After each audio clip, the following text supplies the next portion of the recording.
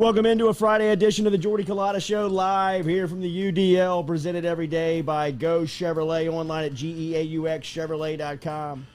Lee Carney, Nick Richard, the entire team.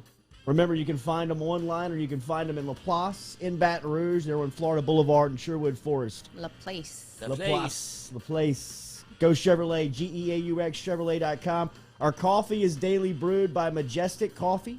Shout out to the crew down there in South Louisiana.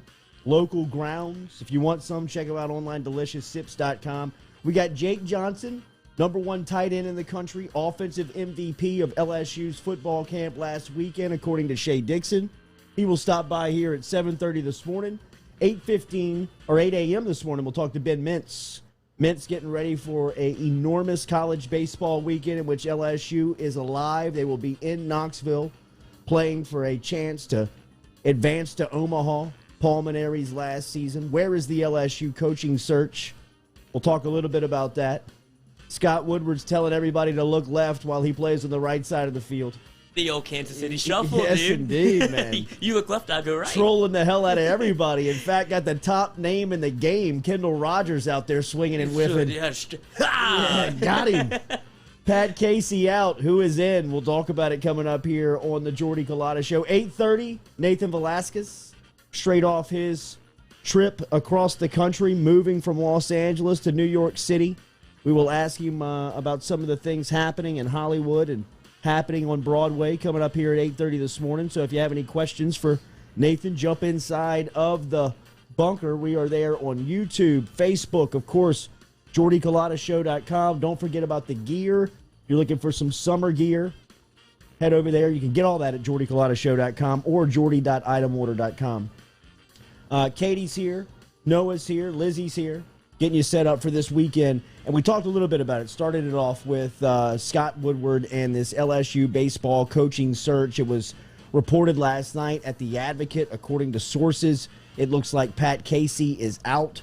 If you listened to yesterday's show, we never thought that he was a viable candidate. Is that why he's out? Because we railed on him all day yesterday? I don't know if He's I doubt it was us. I think it was everybody that was railing on him. But I still believe that it was a little PR sportsmanship by a little gamesmanship by Scott Woodward in trying to deflect or distract and tell everybody, look over there while he's getting the business done. To me, and look, I've talked to the same people that it seems like everybody who is reporting on this subject.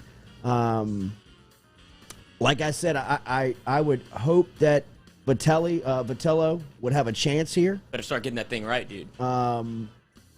But the more that it lingers, the more that it goes on, the more I feel like it's Mike Bianco's job. Why? I just feel like that it's the safest, and that's not always the best, but in the waters that you are starting to navigate in for LSU baseball's head coaching job, you can't gamble. And anybody past some of their first selections, which it seems like they are moving down the list, you have to at some point say, hey, who's qualified to do this thing? But there was so much pushback on Bianco, too, just like Pat Casey, I thought. People don't seem to want him. Well, no, not like the Casey pushback. First off, there were some things with Casey that came out, and LSU is privy to this because it was LSU who was playing them at the time when Pat Casey and Oregon State had a starting pitcher that was charged with sexual molestation. I mean, it was bad stuff, and a lot of the things that we talked about with Kevin O'Sullivan, some of the things that we've talked about with Cliff Godwin, are hovering over Pat Casey. Forget the age stuff. I mean, this didn't make sense from a PR standpoint, and there is obvious, there is an obvious direct put on what the public relations will look like in this scenario. Is there any scandal with Vitale? Anyone know? Anything come out yet? No, but I you know what I think on Vitello, I think that there's like a Will Wade feel to Vitello, where the rest of the country looks at him and hates him, but you love him if he's yours. And I don't know how that plays in Woodward's decision. For a guy like, I love that stuff. Well, that works You know here at what I mean? LSU. It works. It definitely works at LSU, but I don't know how many, how much space you have for multiple personalities like that. You know, I mean, I even think that Ogeron has a little bit of that. Totally. You know, he's got a lot of FU in different because LSU basketball was kind of bursting onto the scene when they got the little bad boy view, and LSU baseball is like a cornerstone. Yeah. And so to switch that would be Dude, talk about the personalities. If you bring in Vitale, you have Kim Mulkey, Ed Orgeron, Will Wade, and Vitale. Like, that's a who's who of big swinging dicks in the room. Like, a bunch of ego, man. Like, I love it because they're all power players, but that would be a campus, man. It also makes a lot of sense on who Scott Woodward is. Yes, I mean, that's what he wants. Woodward is a big game hunter. Woodward is looking for big names, big splashes, and big contracts. He's not scared of the money. If this thing comes down to money with Tony Vitello, LSU's going to win. I just got news for Tennessee. Mm-hmm. You know what I mean? If they want to say, $1.5 million and they promised him $30 million in upgrades, okay. Give LSU one meeting, and it's done. The money's there. Especially if we know the numbers that we're competing against. Like, Sure. like double it. Yeah, right. I mean, like, I've seen reported $1.5 million per season for Vitello at Tennessee, and they're promising him $30 million in upgrades and facilities. Well, LSU doesn't need $30 million in upgraded facilities. You've already got one of the most dynamic college baseball parks and facilities at your disposal. And did you say $1.5 million? How's 2.3 sound? That's 3. What's the number you need? What are you thinking? You good? You A lot like the Kim Mulkey conversation went, Yeah. right? I mean, that's how it went.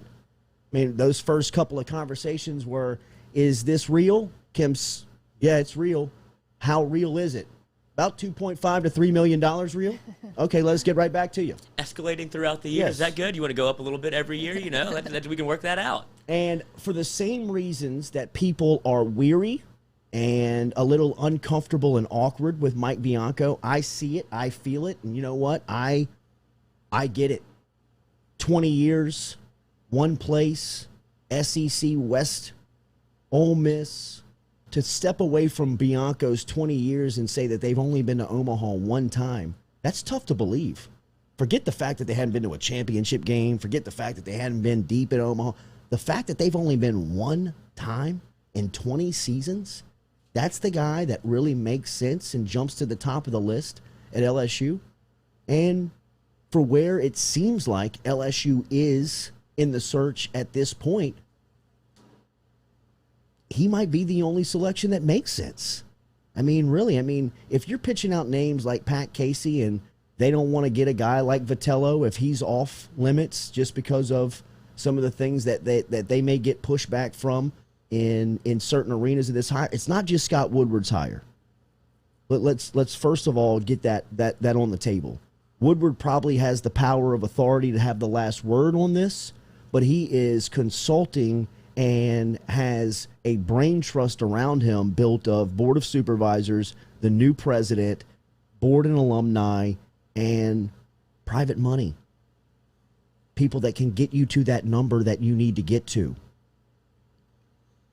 So there is consultation and there is a room full of discussion where, Woodward is hearing some things out. He's speaking some things out. He's laying some things out. And I don't think everybody is on the same page of one guy. I think each section has some qualifications that they're looking for and names that fit, and then you put them in the middle of the table and everybody starts grabbing and nobody grabs the same name. Mm-hmm.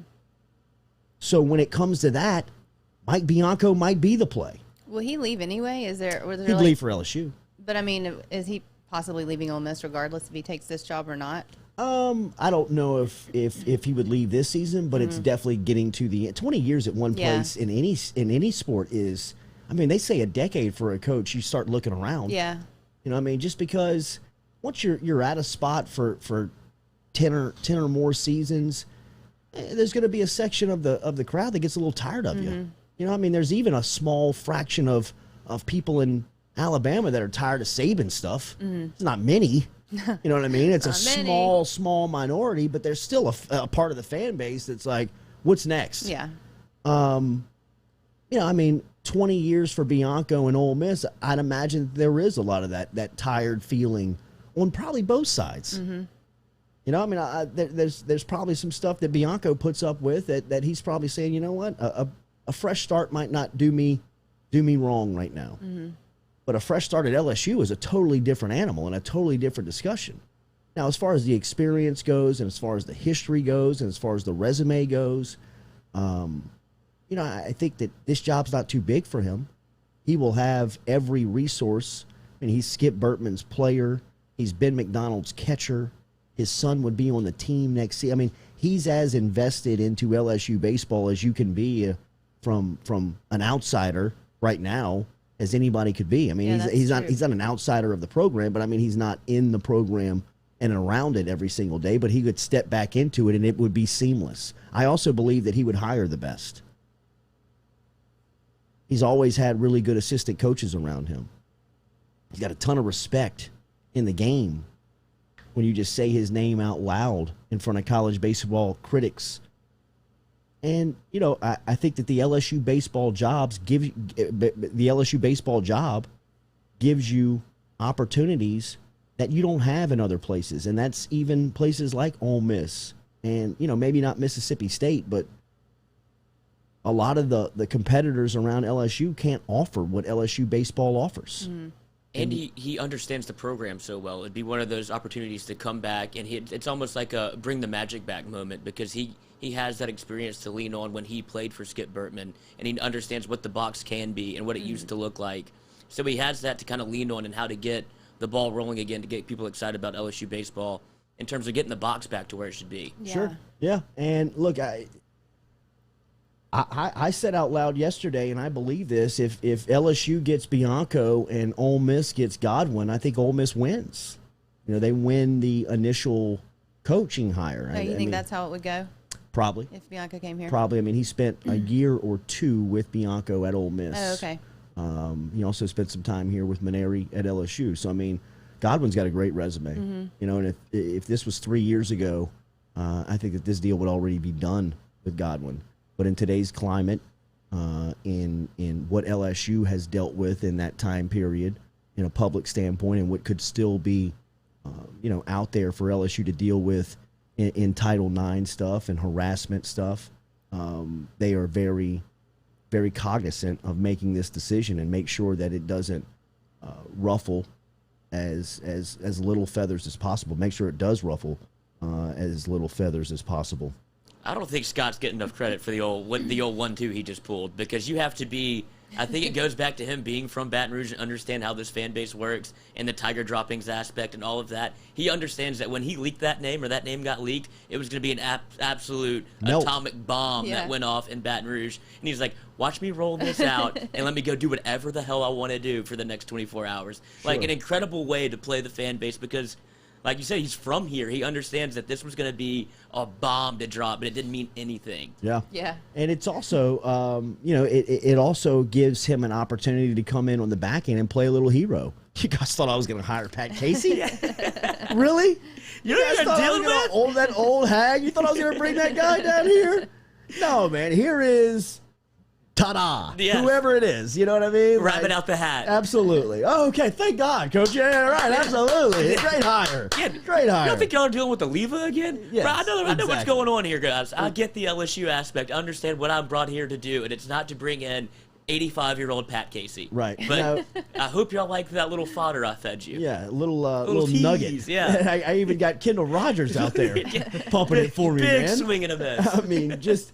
but I agree. I think that there was definitely some gamesmanship to Scott Woodward and his public relations, which I love because of the hell that LSU is trying to travel out of in that department. I mean, the PR at LSU, I've said this time after time after time.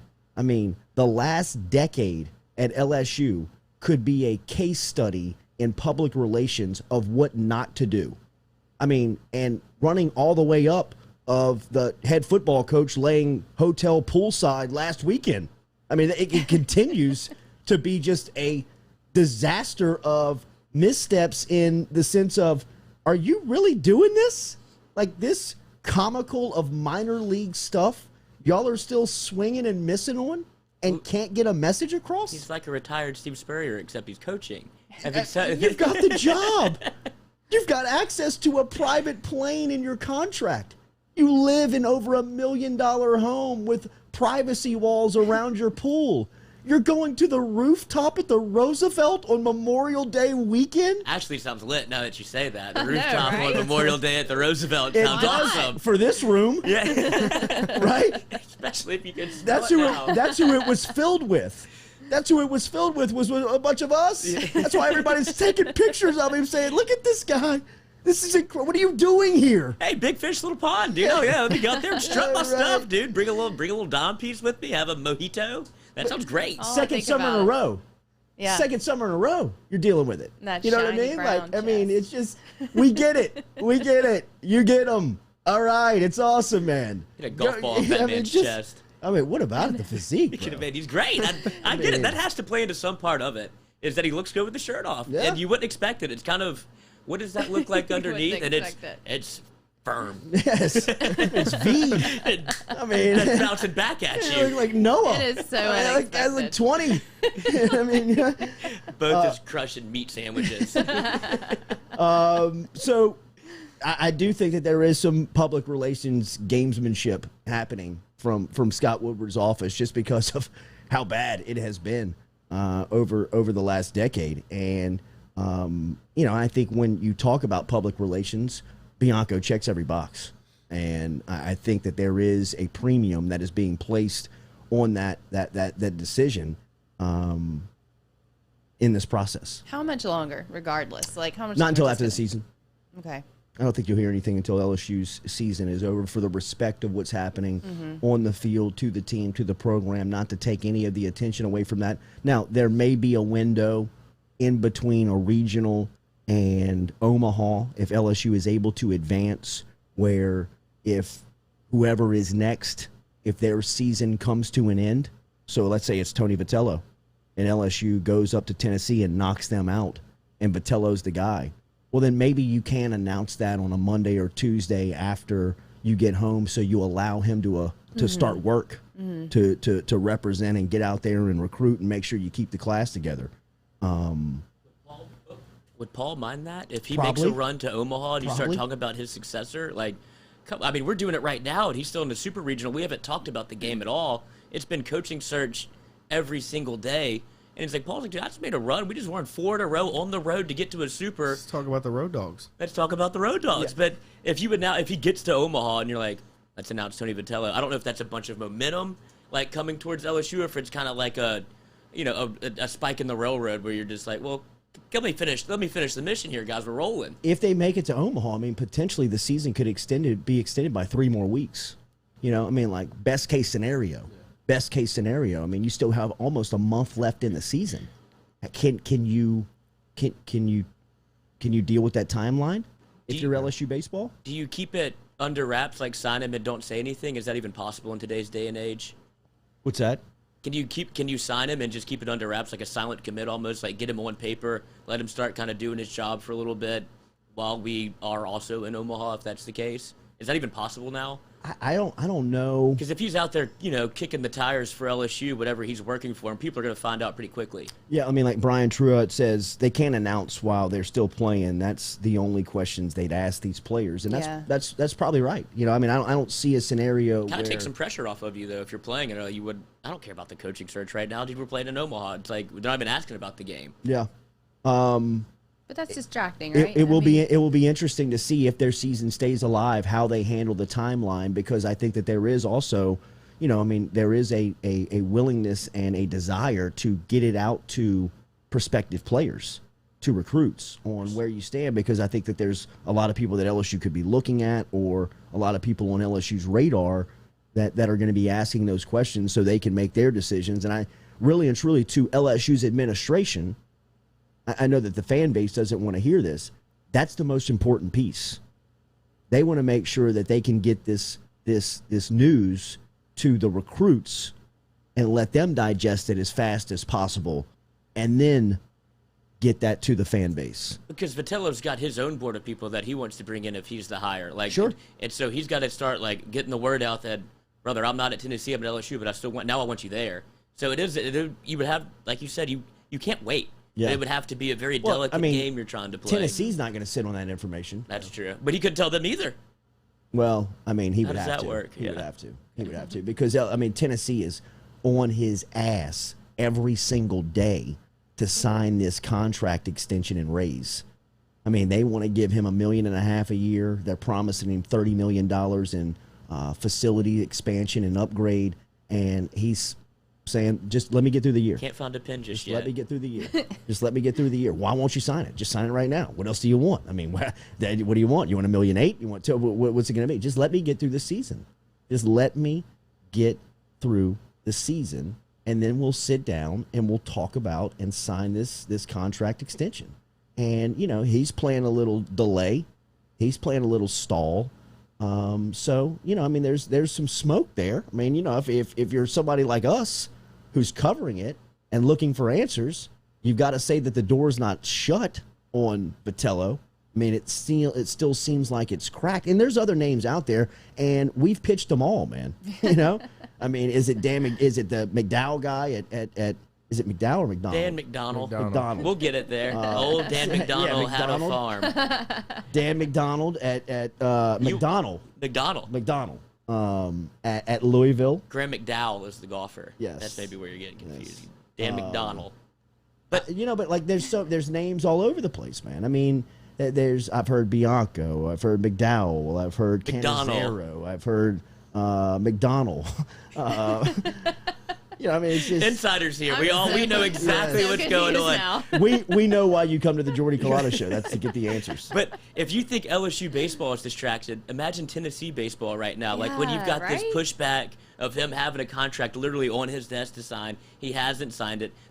All the players see all of the signs of this happening right now. Vitello's probably got that. He's scratching his head every other second because you can't be completely. There's no way you could take your mind off of it totally 100%. No. Like he knows that there's probably an LSU baseball job lurking, and he's about to play them. LSU's about to come to Tennessee. Unbelievable. And he is like... Unbelievable how this works out. He's seeing like... It's unbelievable. Dude, he's seeing Dylan Cruz up there and Trey Boyd. He's like, they got some fucking studs, dude. I would love to coach that team. And he's like, oh, I'll coach Tennessee. Hold on, let me get my mind right. So that's a weird spot to be in for him. It also might motivate the Tennessee players. Oh, well, if you can play it right. If we just beat down on LSU, he'll stay. You're playing for your coach almost. Yeah. I mean, so are we. Yeah, it's going to be a super interesting game. It's crazy. And it's going to be a hell of an environment. Yeah. I mean, it's going to be a hell of an environment, man. Dude, and they're pumping it up. They want it to get nasty. They really are. I mean, how is LSU going to complain about that? I mean, that's what LSU has been promoting and pushing for the last 30 years. Are they That's our brand. I mean, that's LSU's brand. I guess if anything, you're pissed off or a little, like jealous in the sense of, how do you guys get to host that in Knoxville and it's not in Baton Rouge? Right. Because it's always been here. But I mean, nobody from this part of the world can complain about creating a hostile environment around college baseball. I mean, that's who we are. Old Alex Bucks had fans on the field. They just let them watch outside the chalk. It's unbelievable. I mean, that LSU should be inviting. That's what you want to play in. That's the environment you're looking for. I mean, that is why you come to LSU. That is why you put the hat on for LSU baseball, to step into a scenario where you've got a trip to Omaha on the line against a top 10 program and a hostile environment. Put that in my veins. Yeah, and I think the baseball team is like that. They're like, dude, road dogs. We want the smoke, dude. Yes. They've changed, like, from that Tennessee series where it seemed like, oh, I don't know if this team can handle the pressure. You lose 2 walk-offs, whatever. They've completely flipped the script after this regional trip. We're like, bro, we want all the smoke. We want to go into your house, take your job, take your coach, and go to Omaha, and we'll see you. And that is some LSU baseball stuff right there, man. I mean, that is some LSU baseball swagger. That's who they are. Don't forget who you're pissing next to. Absolutely. The Bull. Big Bad Brad. There he is. We'll be back with Jake Johnson here on the Jordy Culotta Show, presented and driven by Go Chevrolet every single day.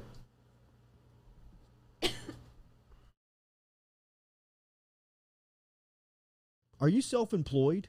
Then you need to learn about Angel Oak's Home Loans Bank Statement program that they're offering, which makes you eligible as a self-employed borrower to purchase or refinance a home without requiring a tax return. If you want to learn more, get in touch with me. Email me, Jordy@JordyCulottaShow.com, to learn about the bank statement loan program offered by Angel Oak. Jordy@JordyCulottaShow.com to learn more. Gearing up for spring and summer down here in South Louisiana, and you want to keep your lawn maintained during these sunny seasons, get in touch with our friend Blake Abear over at Abear's Lawn Maintenance, where he says, you grow it, I mow it. 225-485-8022. 225-485-8022 is where you can find Abear's Lawn and Maintenance, the official lawn and maintenance company of the undisclosed location. Go Chevrolet is proud to announce Go Express Auto Sales, the new used car lot located in the capital city of Baton Rouge, Louisiana, at 11522 Florida Boulevard. Go Express Auto Sales is online at goexpressautosales.com, or you can search them on Facebook and social media at Go Express Auto Sales, the newest addition to the family of Go Chevrolet. Remember, Go Chevrolet is located down in Laplace, Louisiana, but now welcoming aboard Go Express, the new used car lot located in Baton Rouge, Louisiana at 11522 Florida Boulevard. Well, folks, it's time to kick it old school. So you can feel cool. Give it to me, baby. Baby. Yeah.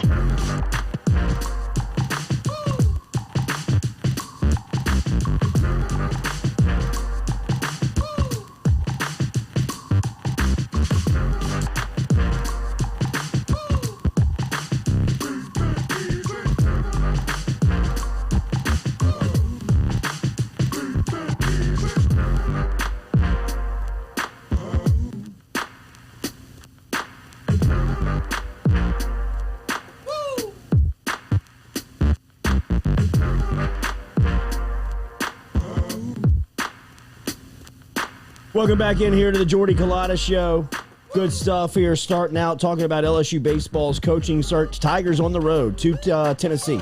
They will be in Knoxville to take on the Volunteers. 3 games, best of it will win, and a chance to take off to Omaha, as they will be one of 8 seeds. Last weekend, LSU football hosted some of the finest prospects from around the country, including the number 1 tight end in the country. His dad is a great friend of our show, Big Bad Brad. You see him on TikTok. We are trying to get into the challenge with Big Bad Brad. Noah went at him. I saw Brad Johnson responded. He will get down to Baton Rouge, and we're going to try to get on those trick shot challenges. But his son is Max Johnson, who is competing for the starting quarterback job. If you have listened to the Jordy Culotta Show, we've got Max as QB1 heading into the offseason and heading into next fall. His brother is a tight end over in Georgia, and he's an absolute animal. Last weekend, he was working out at LSU. It was the first time he's been running routes since a quad injury that he suffered a couple of weeks ago, and he looked dynamic. Shea Dixon was here on Wednesday. Sonny Shipp was here on Monday. Both of those guys said the offensive MVP of the camp and out of Georgia, and he's joining us now here on the Jordy Culotta Show. Big fella, good morning, man. How are you? I'm doing great. How are y'all? Doing to cover it. I'm sure you heard about Quincy Wiggins last weekend, who was there going up against Will Campbell, and looks like he's going to join the class. What is the overall feel of this group being one of the headliners in it? Yeah, I feel like this class is working out with Max in the offseason. I know that you guys have been doing this since you've been in high school together and youngsters. How has it been? I guess, is he working out with you guys this summer that he's preparing down here in Baton Rouge? How's that working? Yeah, so it's special when you get to work out because he's my brother.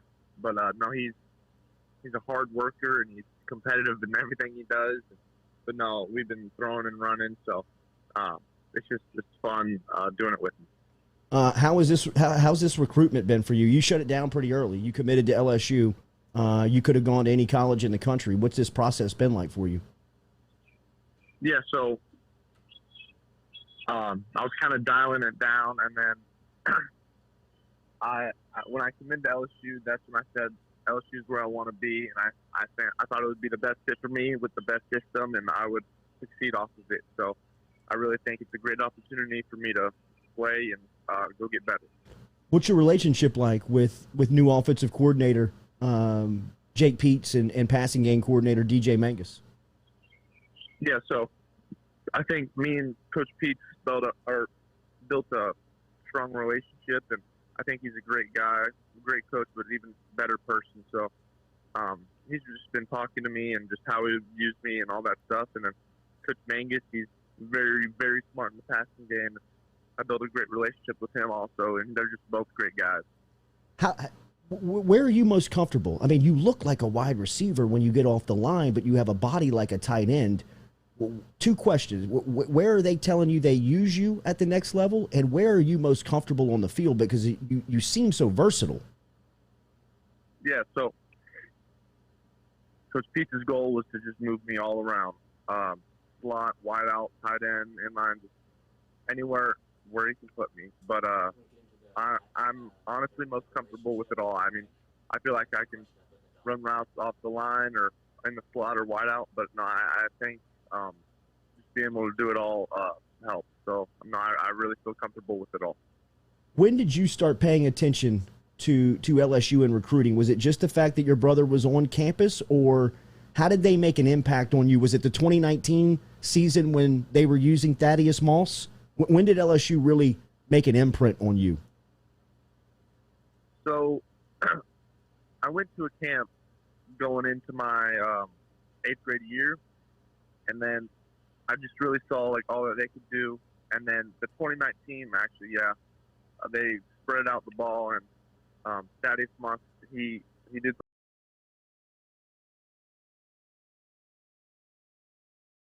Are you self-employed? Then you need to learn about Angel Oak's Home Loans Bank Statement program that they're offering, which makes you eligible as a self-employed borrower to purchase or refinance a home without requiring a tax return. If you want to learn more, get in touch with me. Email me, Jordy@JordyCulottaShow.com, to learn about the bank statement loan program offered by Angel Oak. Jordy@JordyCulottaShow.com to learn more. Well, folks, it's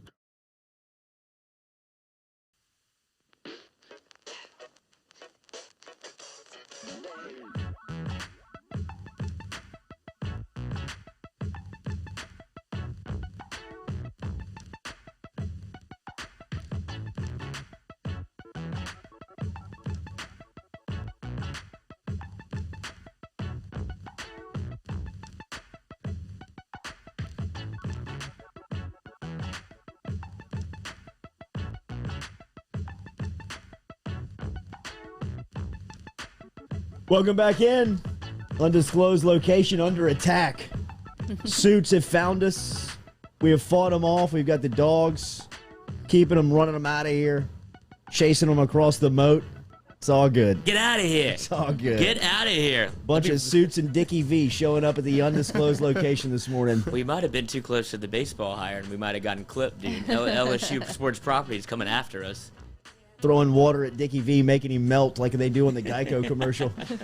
Was it his birthday recently? All that makeup running down his face. Was it? I think so. I mean, you should know. He's your guy. I know, yeah. You didn't text him a happy birthday text? How old is he? 90. Good Lord. No, he's 190? Right? I don't know how like old he is. 74 or something like that, I feel like. Gonna get college basketball becoming a lonely place for Dickie V. 82. All of his friends are leaving. 82? 82. Oh my 82. God. I didn't know. I I thought it was mean, Lee younger than that. Corso's 85. Yeah. Well, Somebody needs to tell Lee. Lee needs that friend that we were talking about last week. Lee, it's over. Get off the television. You have had to have made enough money where you don't want to become this in front of the nation. You don't want to, you don't want to fall off. Like, I mean, but he already kind of had. I mean, like it's not the same. It's not the same. They go to him with these takes that he mumbles over sentences. I mean, at what point does Kirk Herbstreit say, "Hey, Lee, I love you like a dad. Right. Thank you for everything you've done for me." It is over. It's over. Get off of television, man. It's not the place for you. It's not a place where you go if you can't complete sentences anymore. I mean, it's just hard, it is hard. It is hard. And I It is think very hard. It's a very awkward discussion. But somebody at ESPN and or in Lee Corso's life needs to say, "Bro, Yeah. come on, man. I mean, you're turning into butt of jokes like Dick Vitale. Yeah, like Dickie V. I mean, like 3 years ago, Vitale to me was this lovable big personality that if he was at the college basketball game, that was the biggest game that was happening that night. Oh yeah, I loved him my whole life growing up. And you didn't even get like the bits. He didn't get he got him on the tail end. He didn't get the good Dickie V. I mean, like the Shaq, the crowd surfing. Like those UNLV days, those early Duke days. I mean, like that was when Dickie V was in his prime, man. I mean, the Shaquille O'Neal video of Dickie V at the McDonald's All-American game. Have you ever seen that? Mm-hmm. When he grabs it off the rim and dribbles the length of the floor and dunks it at Dickie V. The whole, are you serious? Are you serious? Dale Brown, baby, you've got an all-star. Who is Shaquille O'Neal? I mean, like, it is, like, I got goosebumps thinking about it. And to see, like, somebody just say, hey, Dick, just live on that stuff, bro. Yeah. Like, I mean, nobody cares what you think about it on Twitter now about the stuff you're barking about. Nobody cares that you're tweeting about first-class breakfast on a cross-country flight. That good dude, that's his age right there, because he's used to like a continental breakfast, first class. Like, they're gonna feed me 3 times on this plane. It's like, bro, you get like one of those little biscotti cookies and a shot of gin if you're lucky. Yeah. I texted him. I said, Dick, do you have a PR advisor after that tweet? And the only thing he answered me with was a link to the Geico commercial where they throw the water on. He thinks he's doing a great job. And so I said back, so you must not. Because a good PR advisor would have told you to either punt on that commercial and or change the concept before you put me on television and make me a laughingstock. They probably paid you well. They probably gave you a lot of money. But as far as your legacy goes, bro, you cannot not see that people are laughing at you. Yeah. Like pointing and laughing at you. And it's awareness, man. I mean, it's just it's what we were talking about last week. I hope I have that person in my life. I think everybody should have that person in their life that can just say, I love you. I'm looking out for the best for you. Right. Stop doing what you're doing. But I think that might be, like you said, it might be Herb Street. This would be the best time to kind of filter out Corso, because they did like the Zoom with him. He was in another, like he was at home because he is very easily could have gotten the virus due to his age. And so they cut to him very seldomly. He's basically there to put the headgear on. So I mean, if you want to wheel him out for that, do that. But not even, dude. Like it's become so forced. They're like caretakers. And exactly that it's tough to watch. Even that part. Even the headgear. You know what I mean? Like, to me, that's what Les Miles should have been. The last 8 years. Yeah. They probably should have been. He should have been the new 8. Probably so. Yeah. Probably so. I know what's going on. But he should have been. He was wearing mini hats. That should have been a Corso. He should put the hat on, and he should look in the hat with his big goofy eyes and point at you and shoot the gun or whatever he does. And I mean, whatever he does. You know what I mean? Eat the grass at the stadium. He'd point at you and wink at you and shoot the gun. You know, like, bro, you're a nerd. Get the hell out of here, you pervert. Dude, it works. Yeah, I guess. Worked at least more than once. I mean, it works when you have $50 million coming in, bro. You know what I mean? No personality there. So we fell off. Jake Johnson, I don't know if you heard it. Ben Mintz will be here at 8 a.m. We're going to talk to Jake Steinhardt, the superstar of LSU basketball at 8:15. Maybe he can help with the connection. I bet he could. He could come wire this thing up. Yeah. Poor man's Jake Steinhardt in the corner over here. And then at 8:30, we will go to Broadway, as we have been going to Hollywood to link up with Nathan Velasquez over the last couple of weeks. We will go to New York City as Nathan made the cross-country trip to his new home in NYC, and we will talk to him about that coming up at 8:30 this morning. Interesting discussion yesterday circled around Derek Stingley Jr. and potentially on offense. It feels like we've had this discussion every single year for Sting over the last 3 summers when it was going to happen, and it was always pointed towards this fall, his junior season, his money year, and it was really going to be a decision on Stingley and Stingley Sr. Ed Ogeron was on a New Orleans radio show earlier this week and was asked about whether or not Stingley is going to see time on offense this upcoming season, and that was his answer. It was a discussion that he would have with Derek. It would be a discussion that he would have with Derek Stingley Sr., and they would potentially talk about putting him out there on offense this season. I have always been against this. I have always said that this makes no sense to me, only because LSU recruits at such a high level that who are you going to take a repetition away from to give it to Stingley? And then, worst case scenario, this has always been the dire scenario for me. If you were to lose Stingley on a jet sweep, how do you forgive Ed Orgeron? How do you forgive LSU football if you're Stingley Sr. and you got guys on the roster that can do everything you're asking Sting Jr. to do, right? I know he's a game breaker. I know that he is potentially the best player in college football this season. I don't need to see him on offense to figure that out.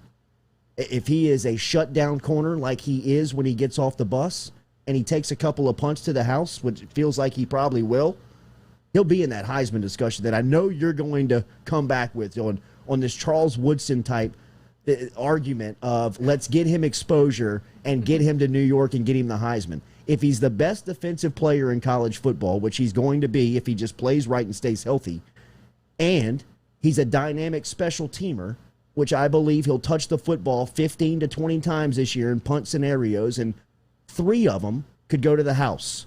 If he takes 5 to the house, he's in New York. I don't need him on a jet sweep to see that. And if he rolls his ankle on a jet sweep and he gets a high ankle sprain and LSU misses him for 4 out of the last 6 weeks, then I'm going postal, bro. I'm going nuts. I get that part of it. I get if he gets hurt.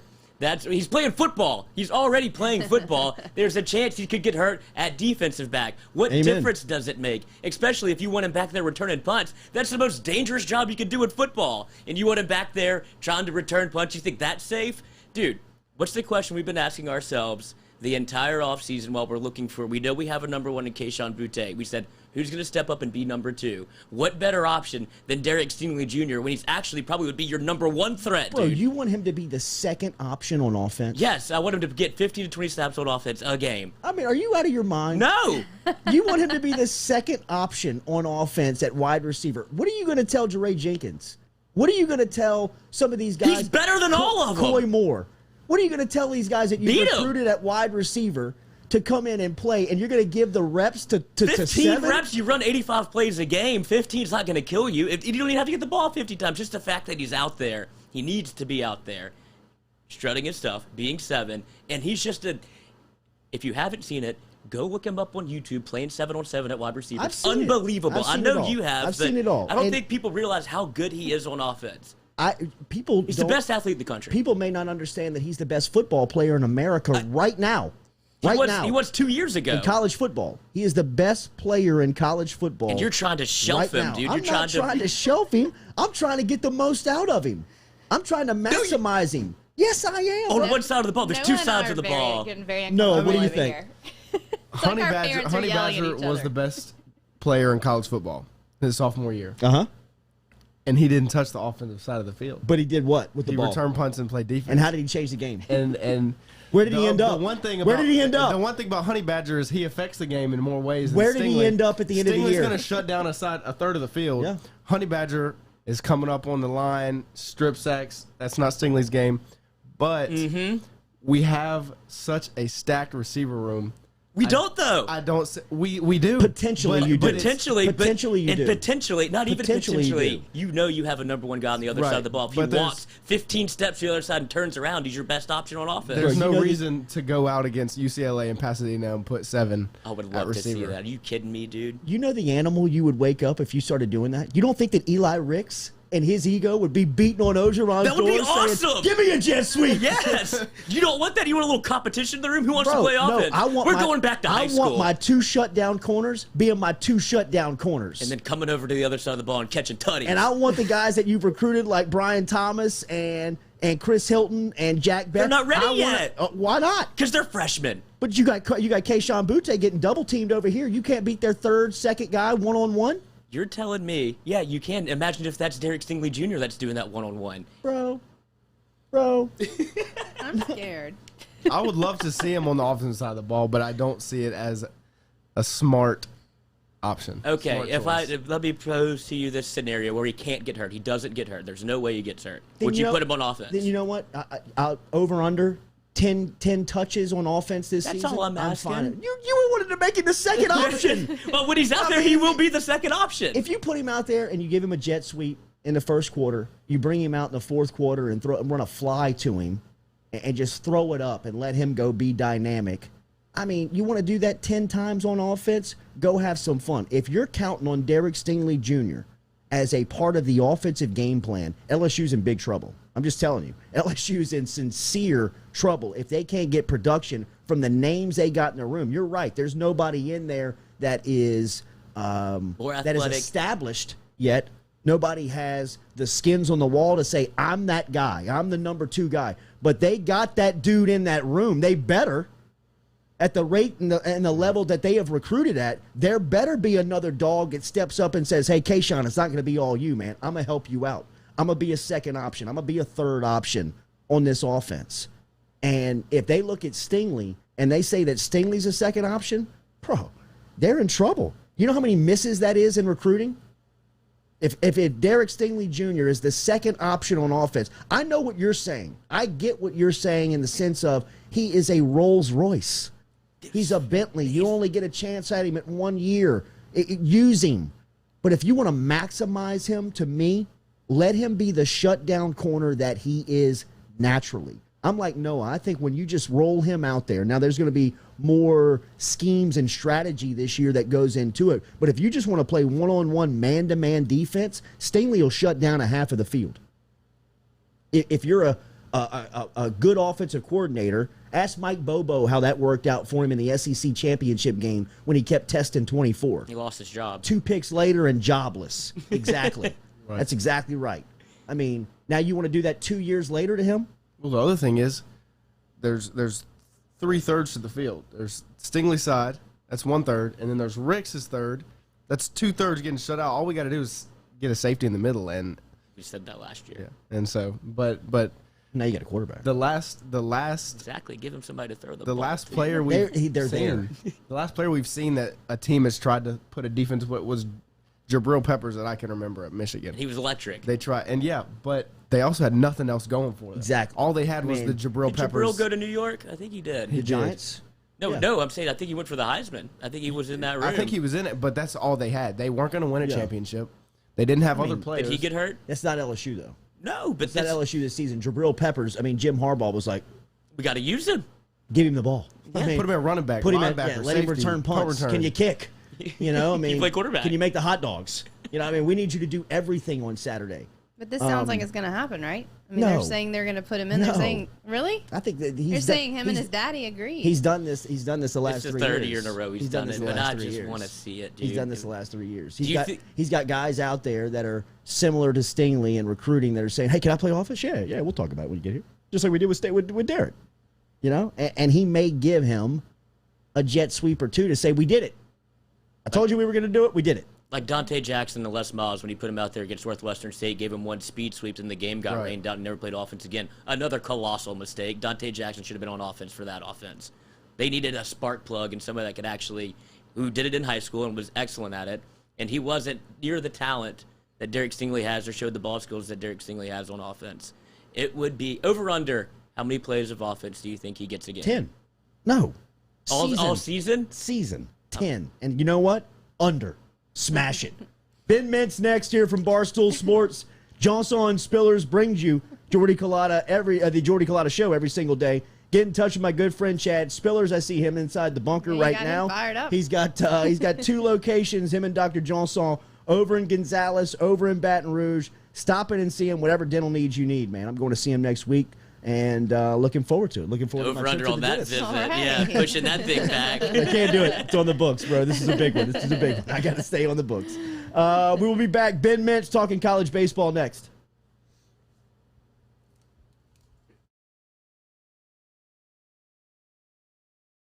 Are you self-employed?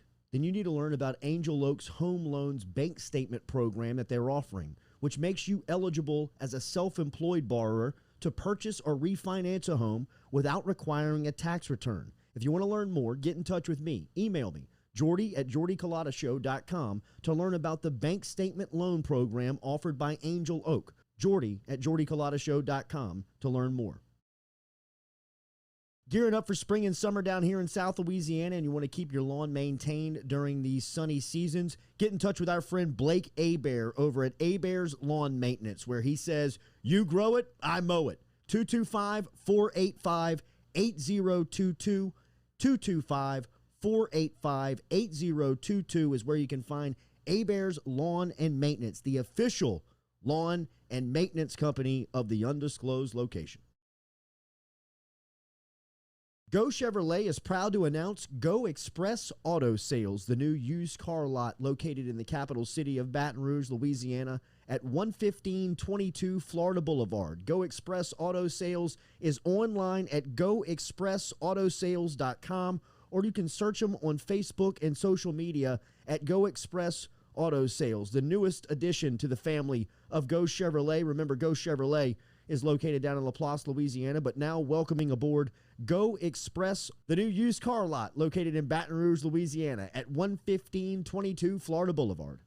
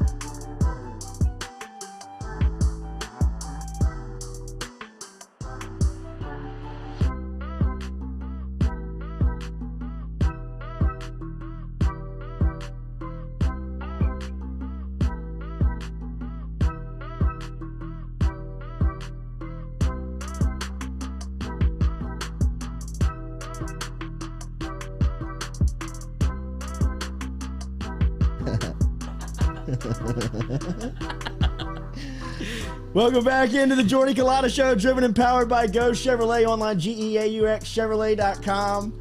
Remember, stop in and see Lee Carney, Nick Richard, and the crew. Go Express Auto Sales. Saw they had a commercial running on YouTube. Good commercial. See if we get the video. Might be coming to a stream near you. That's right. Benjamin Mintz going to Omaha next week. I can't wait to see Mintzy. He's got to be so Omaha. fired up, What dude. a great trip. Mintzy was down in New Orleans last weekend for Hogs for the Cause. Mintzy, it looked fantastic. How are you this morning, buddy? I'm doing great. Just super excited about the Super Regionals. And before we get into that, I do want to mention how much fun I had in New Orleans. Just last Friday, we actually got the weather held out on Friday night. It was pretty muddy Saturday, but overall, just phenomenal event. They raised $2.8 million for families fighting pediatric brain cancer. Great food. Music, and just kind of, I'll be honest, it's real full circle New Orleans for me after I kind of left there in 2014 when I wasn't doing quite as well in life. And, I got a couple speed bumps, but I'm back. Yeah, and so that kind of meant a lot to me to see what was built in New Orleans there. So I just had an awesome time. Thanks to Becker and Renee and Mike for having me, and I hope to be back there in late March for next year. I got to imagine, I got a feeling that you will be back in New Orleans as you are fastly becoming a decorated member of the city, man. You're almost like the king of New Orleans from Barstool up there. King of in college New York baseball? State. For sure. You are wearing the crown right now. I see the respect on Twitter coming in from people nationally, from people that cover the sport, and to people that you are introducing the sport to. What has been this college baseball ride for you as we now go into Super Regional? Mintzy, I think you've done a tremendous job of bringing a lot of just notoriety to the sport in an area of the country that does not necessarily see it year in, year out. No, it's been great. And last weekend, really, it took off because now when Dave Portnoy and Big Cat were tweeting about it, that is just so big for it. And then the other thing, too, got to give a huge props to our friends at 10 Gaming. Whole different deal. My whole vision for this is, like, if this is going to work, it's all about gambling and them getting odds out to win the College World Series and odds on the Super Regionals and lines on the games. That's what really turned it up. I do think I've done a good job bringing awareness to it, but now that people can gamble on it, I'm getting messages from all over people that are just like, I had no idea how electric college baseball was, especially betting on it. And my favorite one last week was some guy sent me a message. Dallas Baptist hit that grand slam against Oregon State in the championship of the Fort Worth Regional Monday. He goes, I didn't even know Dallas Baptist was a college. I was dancing around my den. Dancing around my den when they hit a grand slam. And I was like, that's exactly. But I'm betting on them. Yeah, that's exactly what I'm going for. And, man, I'm so excited, though, because people at Barstool, Barstool's never really touched it, dude. They're talking about turnout all over the office. I feel like we really ignited a little bit last weekend, and then it leads right into Supers, and then both LSU and Ole Miss just have such monster weekends this weekend. I mean, there were just great stories on both sides. So I'm a little anxious for this weekend, to be honest. What is your feeling around Mike Bianco and this LSU search? His name is continuously being pushed, and it seems like it is swimming at the top of this next search for the gig. I kept hearing the Pat Casey stuff, but now I'm hearing that that's not going to happen. So if Pat Casey doesn't get it, I think Bianco is at the top of the list. And, I wouldn't have any hard feelings for Bianco if he took the LSU job. I mean, he's been at Ole Miss 21 years. He built that program from nothing. All his kids are in college or older now, too. So, obviously he played catcher for Skip Bertman. And, look, if it happens, I'm not going to, you're not going to hear anything negative from me about Bianco. I think he's done a tremendous job building something out of nothing in Oxford. And, if it does happen, then I'm going to wish him a lot of luck at LSU. And we'll certainly see. But right now I'm just trying to focus on the Super Regionals because both LSU and Ole Miss got very tough road trips this weekend. But I think both have pretty good chances. I agree. Mintzy, you spent the majority of Bianco's 21 years on campus in college at Ole Miss. Can you describe from a Ole Miss student's perspective or an Ole Miss fan's perspective what Bianco has done for that baseball program? Yeah, I can. There was no program before him. That's the thing. That's the thing about Bianco. I'm one of his biggest supporters of an Ole Miss fan. A lot of fans. Look. The Ole Miss couldn't get 500 people to baseball games when he got there in 2000, and now we draw over 10,000 a game for big SEC weekends. I mean, he built that thing with his bare hands. He continues to recruit at a great level year in, year out. He's got a good no-nonsense attitude. He runs a clean program, and I know LSU, that's certainly something they're worried about too. And there's literally only one knock on Bianco, and that's the Omaha thing. One trip in 21 years. I know LSU fans will not be as tolerant of that as Ole Miss fans have been, but Ole Miss didn't LSU. Ole Miss didn't even have a program really before Bianco, and I think he'd do really well in Baton Rouge. I think he knows the program in and out. I know he'll recruit well, and I think things could be a lot worse if they go with him. Benny, how do you watch this weekend in New York? You watching it at the offices, all TVs on all spots? Well, today, I'm not sure today. So today there's 4 games. They start at noon Eastern. You got Vandy, East Carolina, Stanford, Texas Tech, Arkansas, NC State, and Ole Miss. Ole Miss, Arizona's in that same role LSU was in out in Eugene, and the Freaks come out at night, late night stuff, because it's the only regional that's west of the Central Time Zone. So Ole Miss 9 Eastern and 10 Eastern starts. So we're going to be just watching. We're going to probably be at the office tomorrow and Sunday when there are more than one game going on at the same time. But just can't wait to get going. And I'll say this, man. I mean, I've seen this my entire life at LSU, and I actually went on Starting Nine, Jared Crawford's podcast, previewing Super Eagles the first time, and I like LSU plus 285 this weekend. I'll say it. I'll say it. I've seen this my entire life, man. I believe in the story with Maneri, and I just think people are overrating LSU getting swept to Knoxville. LSU could have won 2 out of 3 easily. And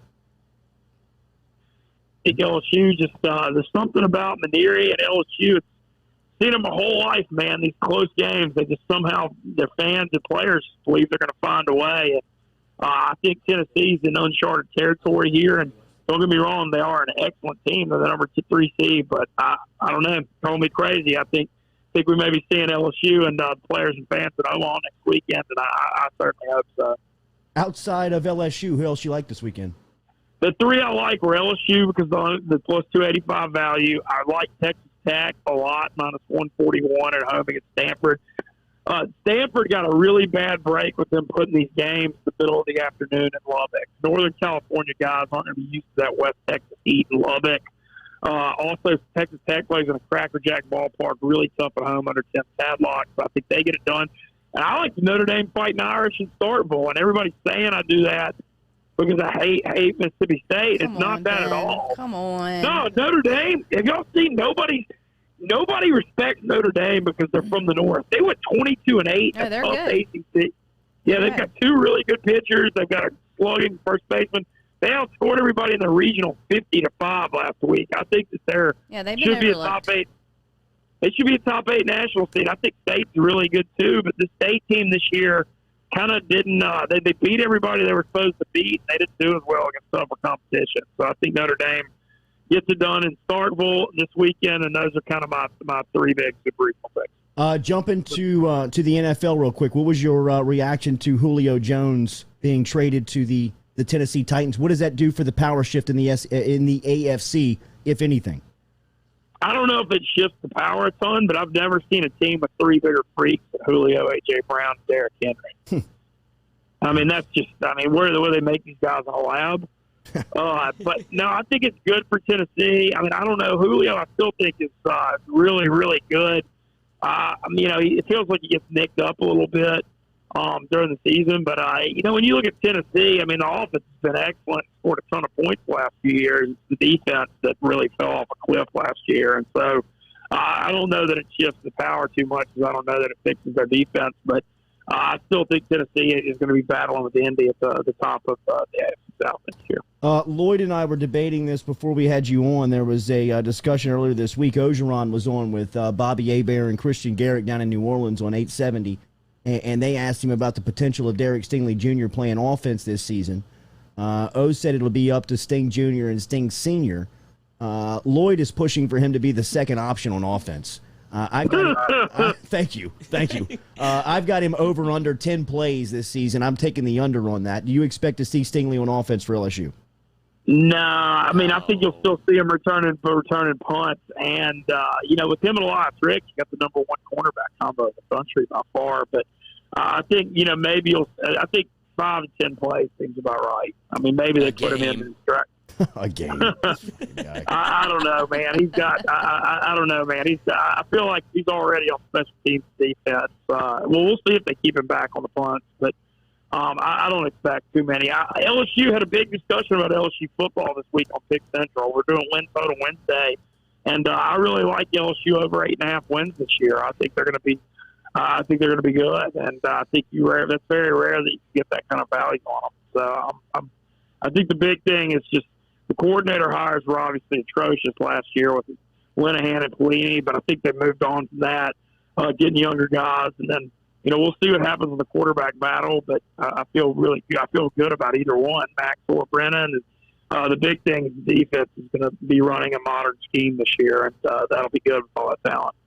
Benny, have a great weekend, man. Hopefully to see you down south here soon after your trip to Omaha. We'll talk next week. Yeah, knock on wood for Ole Miss. Arizona, top 2 offense in college baseball out in the desert. Ole Miss is going to have to outslug them 15-12 and win Doug Nikhazy start to make it to Omaha. But I can't say enough how much fun it would be if Ole Miss or LSU or both were in Omaha next week when I was getting to cover it. I mean, it's literally a dream situation. So pulling hard for the Rebels and Tigers. Mintzy, with the magic that you have been experiencing and everything you touch here seems to turn to gold over the last year, I got LSU and Ole Miss in Omaha next week with Mintzy covering them both. All right, bro. We'll talk to you soon. Thank you. Yeah. All right, man. Ben Mintz get beat up. checking from. I hear you over there fighting. Do y'all not say Ole Miss at home again for Omaha? Did Mississippi State make that up? I mean, somebody puts a huge banner up every time we get to Omaha, and it's Ole Miss at home again. There's a reason for that. Y'all have never seen that? LSU is Omaha, Ole Miss at home again. It's Baton Rouge North. That's what Omaha is it not?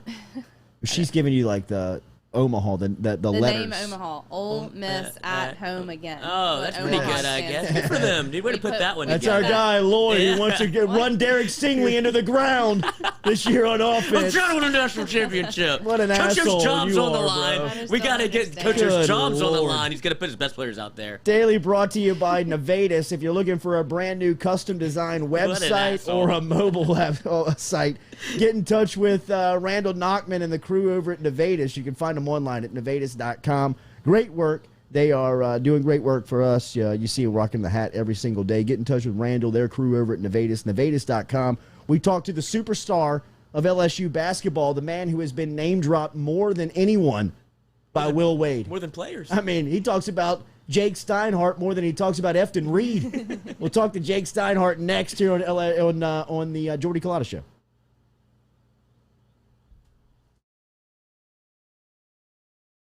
Are you self-employed? Then you need to learn about Angel Oak's Home Loans Bank Statement program that they're offering, which makes you eligible as a self-employed borrower to purchase or refinance a home without requiring a tax return. If you want to learn more, get in touch with me. Email me, Jordy at jordyculotta.show.com, to learn about the bank statement loan program offered by Angel Oak. Jordy at jordyculotta.show.com to learn more. Gearing up for spring and summer down here in South Louisiana, and you want to keep your lawn maintained during these sunny seasons, get in touch with our friend Blake Hebert over at Hebert's Lawn Maintenance, where he says, you grow it, I mow it. 225-485-8022. 225-485-8022 is where you can find Hebert's Lawn and Maintenance, the official lawn and maintenance company of the undisclosed location. Go Chevrolet is proud to announce Go Express Auto Sales, the new used car lot located in the capital city of Baton Rouge, Louisiana, at 11522 Florida Boulevard. Go Express Auto Sales is online at goexpressautosales.com, or you can search them on Facebook and social media at Go Express Auto Sales, the newest addition to the family of Go Chevrolet. Remember, Go Chevrolet is located down in LaPlace, Louisiana, but now welcoming aboard Go Express, the new used car lot located in Baton Rouge, Louisiana at 11522 Florida Boulevard. 7, 6, 5, 4, 3, 2, 1. You'll never have the sacred stone. Oh, this you crazy mother.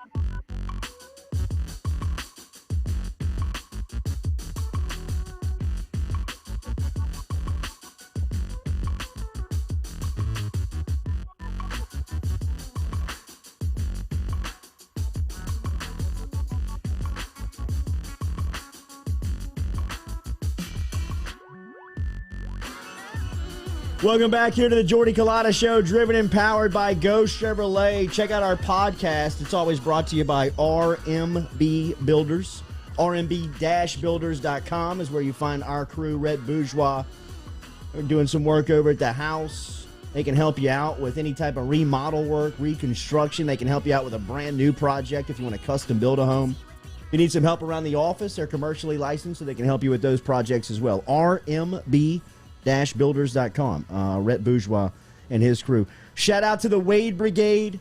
Shout out to everybody over there in Boot Up Nation with LSU basketball as we got on one of their superstars next here. Jake Steinhardt, who is the LSU men's basketball GA right now, seems to have made a huge impact on the head coach, Will Wade, which the last couple of times he has stopped by here on the Jordy Culotta Show, he has referenced the success that LSU basketball has had in recruiting both on the high school trail and in the transfer portal over the last year. And when he talks about that success, he has sprinkled in the name Jake a couple of times, when talking about getting prepared for some of these Zoom meetings and some of these recruiting pitches. And we had to dig and find out who Jake was. Finally, we got the last name on a couple of interviews ago. And then yesterday when Wade was here, give us an update on his off season, Steinhardt got another shout out. So he said, to hell with it. We're going over Wade's head. We're going to the top, man. We're going to the top of LSU basketball and linking up with Jake Steinhardt this morning. The genius, the silent assassin behind LSU basketball, Jake Steinhardt, joins us now here on the Jordy Culotta Show. Thank you for your time this morning, man. Good morning. How are you? Oh, good morning. I'm doing great. That's quite the intro. Yesterday, you guys were saying that you didn't want my head to get too big with all these interviews. Sorry and about now you guys are going to be on for a whole segment. That's awesome, yeah. man. Tell us about your responsibilities, man, because it does seem like Wade, who is very meticulous in everything that he does, you could probably speak to that more than we can, but he is obviously, you have obviously made an impact on just the day-to-day operations of what he's trying to do. What are your daily tasks? Yeah, so speaking about Wade's meticulous attention to detail, I mean, that's just his work ethic and attention to detail. It's second to none. It's unbelievable. He operates like a machine. And I think that just kind of trickles down to our entire program, not just myself, but all the assistant coaches, the support staff, the managers, the GAs. Everyone just kind of takes on that attention to detail and work ethic that he has, and it kind of just helps the whole program just climb the ladder and build to the success that it's had the past few years that he's been here. But specifically, my daily task, it changes from time to time. You know, during the summer, it's more focused on recruiting, making recruiting presentations. I kind of handle all the film stuff. So, you know, I film, or this morning I was actually at the weight room at 6 a.m. this morning filming the guys, their weight room workout. We'll probably post that or send them out to recruits later this afternoon. And then, you know, I'm here all day in the gym, filming workouts, handling the shot tracker, getting their shots charted daily so that they can see all their stats, send it out to them. Then record practice, upload it to their iPads, have film ready for coach, have it all broken down live. And, squeeze a lunch in maybe once a week. Yeah, maybe. You know, Coach Ray's pretty good about it. He takes care of meals, you know. How does find me some lunch here and there? Yeah, he better. How does the analytics in today's college game, how much does it mean to recruits, and how much do the players pay attention to it? I know that the management, the coaching staff, is very into it. How much do the players and recruits pay attention to it? The players love it, and recruits love it too. We actually have a analytics section in our recruiting presentations where we kind of show all the stuff that we break down. I don't want to give out the secret formula, but yes. Well, but we have a bunch of analytics during our presentation, and kind of shows everything that we chart, that from shooting to just heart rates, distance ran during workouts, stuff like that. They all love it. Players currently, they're all excited once practice ends to rush over to the iPad, see what they shot and the percentages from each spot and stuff like that. So it's definitely changed the game, and you know, it's incredible what technology can do nowadays. It's unbelievable. How much, when you give them those stats, are they kind of staggered by like where they actually shoot the ball from, and they're hot in those? It's like a Kurt Goldberry specific. They're hot in those specific areas. Like, do they realize that, or is it like once they see it, like, oh shit, I can shoot from the corner over there? Like, does it kind of surprise them where their percentages go up? Yeah, some of them are surprised to see, you know, where the cold spots or hot zones are. You know, they don't realize it in the moment. You know, usually they just see, oh, you know, I shot pretty well that day. But, you know, once they look at the iPad, they're like, oh, wow.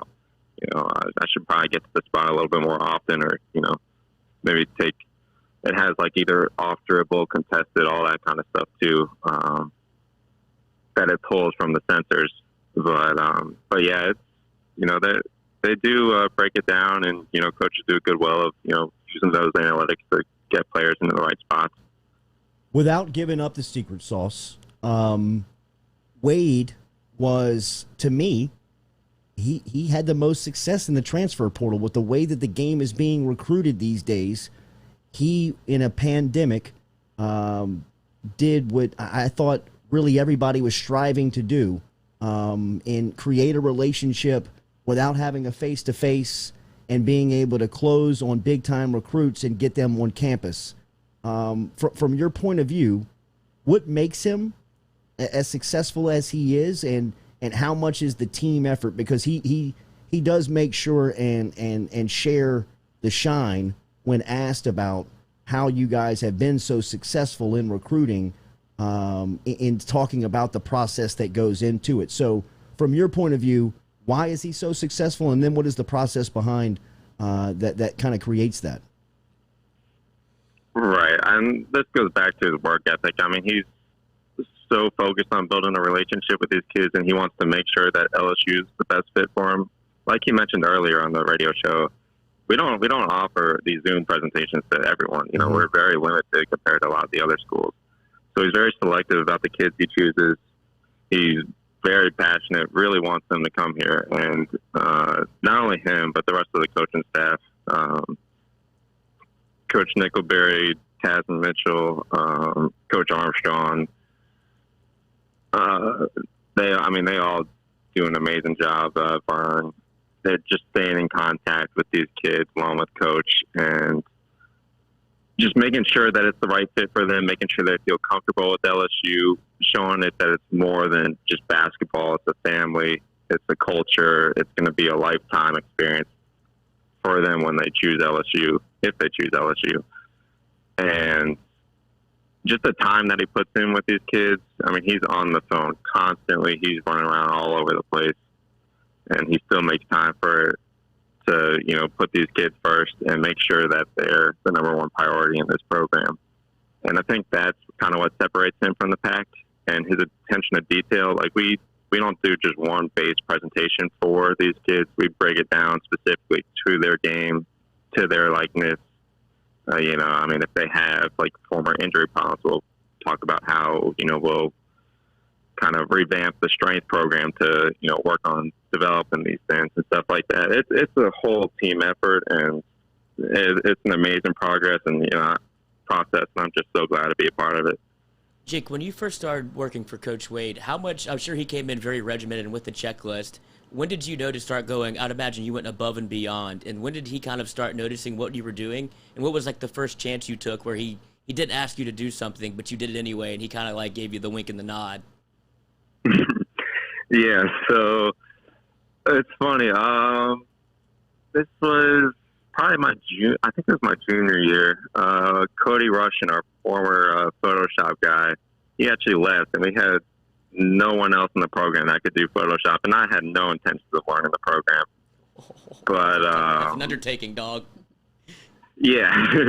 So I was just kind of thrown in the fire. We needed some Photoshops for some presentations, and I was like, all right, time to step up to the plate. I started my first few attempts weren't very good, but I wouldn't say I'm amazing at it right now, but it definitely looks good when it's all put together. I've gotten a lot better at it. We've switched to this interactive presentation where, you can choose where you click and what pops up and all this type of jazz. Like I said, I'm not going to spill the secret sauce, but I'd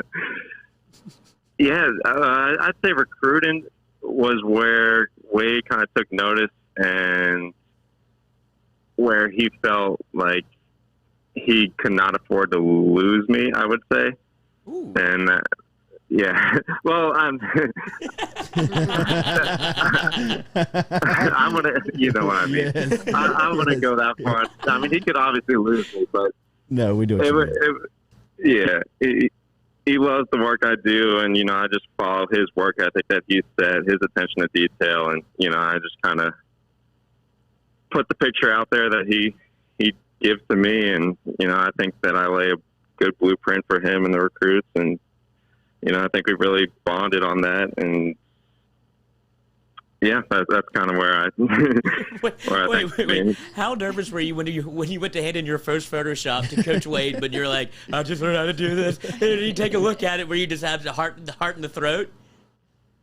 Oh yeah. No, I was very nervous. I actually called our former Photoshop guy, and I had him walk me through the whole process through FaceTime. I was like, I have no idea what I'm doing. Oh Can you please help me right now? It's 1:30 in the morning. I need this by 5. Yeah, exactly.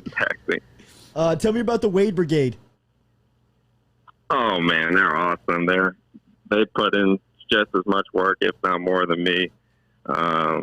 Our guys. Let's see, we have Nick Flory and Brady Jones and Ken who are here right now. They're probably doing individual workouts in the gym. They were here this morning at 5 a.m. helping set up the workouts this morning in the weight room, and they're awesome. I mean, everyone has their own specific area of expertise, and I mean, you can have each one of them on the show, and they have an unbelievable story for you, and what they do. And we're missing Squid right now, who's away helping his sister move, but I mean, he tweeted out they're more excited.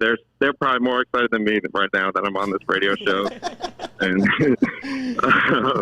because I like to stay on the spotlight, but it's always good to have fun with it, and it's good to enjoy the recognition that comes with the hard work.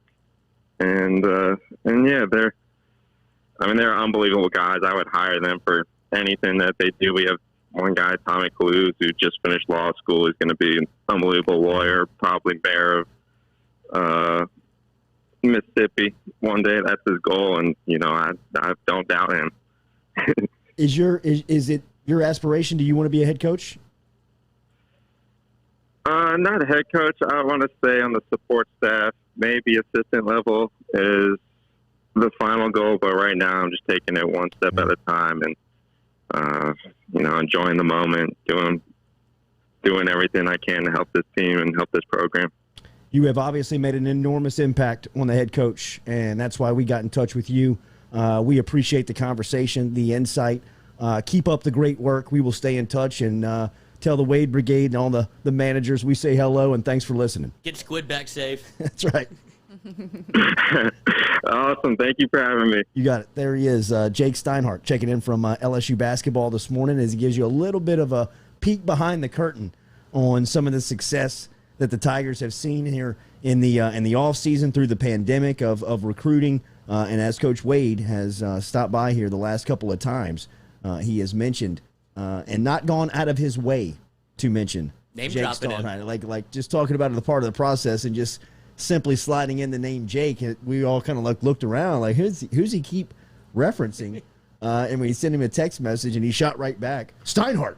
And I was like, I looked him up on Twitter, and I would see this guy as a former manager and now an assistant, a graduate assistant, and doing tremendous work. It's great to hear from him. Thanks to him for the time this morning.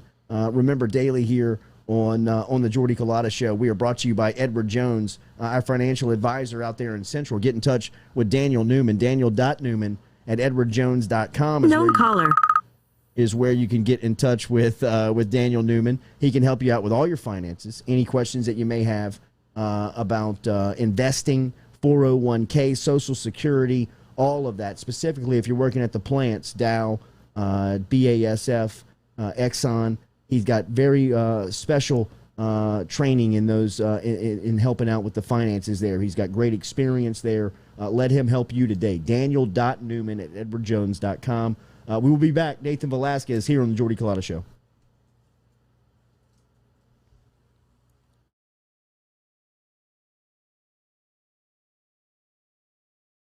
Are you self-employed?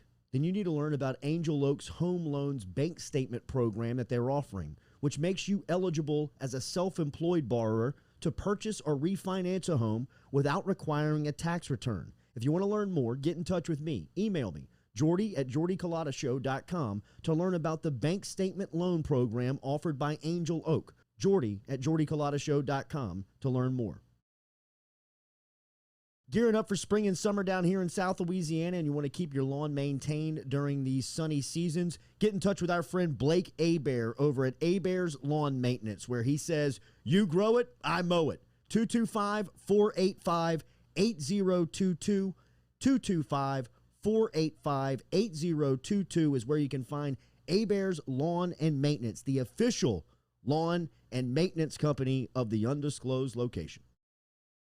Go Chevrolet is proud to announce Go Express Auto Sales, the new used car lot located in the capital city of Baton Rouge, Louisiana, at 11522 Florida Boulevard. Go Express Auto Sales is online at goexpressautosales.com, or you can search them on Facebook and social media at Go Express Auto Sales, the newest addition to the family of Go Chevrolet. Remember, Go Chevrolet is located down in Laplace, Louisiana, but now welcoming aboard Go Express, the new used car lot located in Baton Rouge, Louisiana at 11522 Florida Boulevard.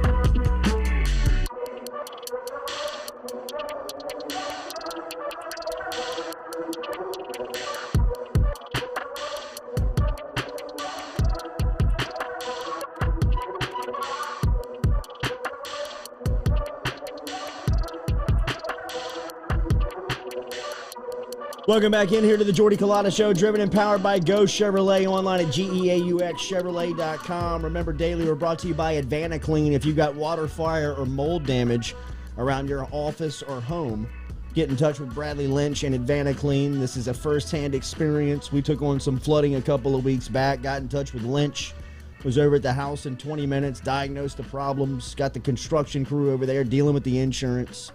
One-stop shop, Advanaclean, online, ADVANTA, clean.com, Advanaclean, helping you out with water, fire, and mold damage around your home and office.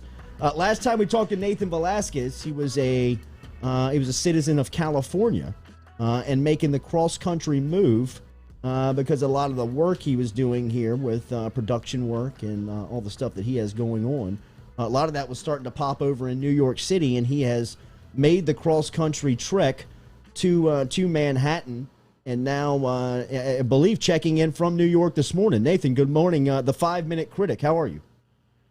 Good morning. I love being on this show in any time zone, but it is a hell of a lot better answering this call at 9:45 Eastern Time than 6:45 Pacific Time. It's the real reason for the move. That's right. You sound different even. You even do sound a little bit more perked up this morning. One of the sacrifices that we never recognize, Nathan, in your daily, in your weekly segment here with us, is that you were waking up in the Pacific time zone.